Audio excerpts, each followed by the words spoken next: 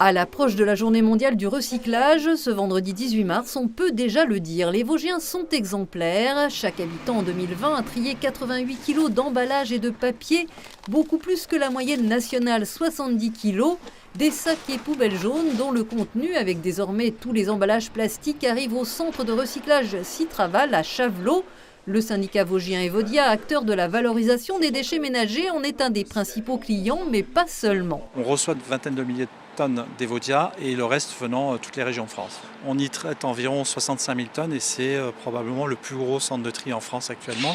Cette usine est gigantesque et c'est un modèle pour Citeo. Ses représentants étaient venus des 4 coins de l'Hexagone en visite ce mercredi. Citeo, c'est l'entreprise agréée par l'État pour accompagner les collectivités et opérateurs et définir avec eux des solutions de recyclage. Dans ce centre vosgien, ils avaient de quoi rêver devant les lignes de tri optique ou le criblage balistique qui sépare finement toutes les matières. D'un point de vue technique, ce site est très intéressant parce qu'il est capable de faire beaucoup de choses. D'accepter des collectes qu'on appelle multimatériaux, donc ça veut dire avec des emballages en mélange, uniquement des emballages qui sont en plastique puisqu'ils ont une ligne dédiée sur les plastiques et ils peuvent gérer aussi des flux qui ne sont uniquement que papier. Le centre de Chavelot est encore amené à se robotiser, mais les petites mains resteront indispensables. Ça c'est le tapis du papier, donc on doit enlever le carton, le refus, les bouteilles.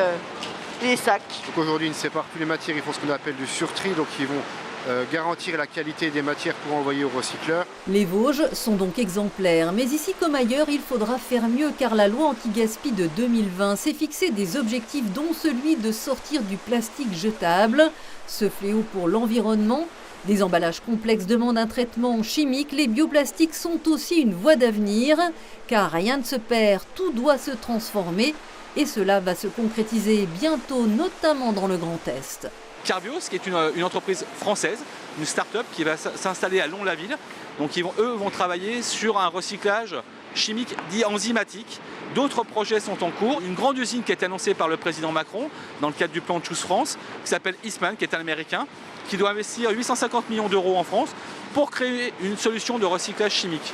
La loi anti-gaspi entend d'ici 2025 recycler en France 100% des plastiques. Pour l'heure, on n'arrive qu'à 28%, bien loin des taux affichés par le verre, 85% et 64% pour le papier carton.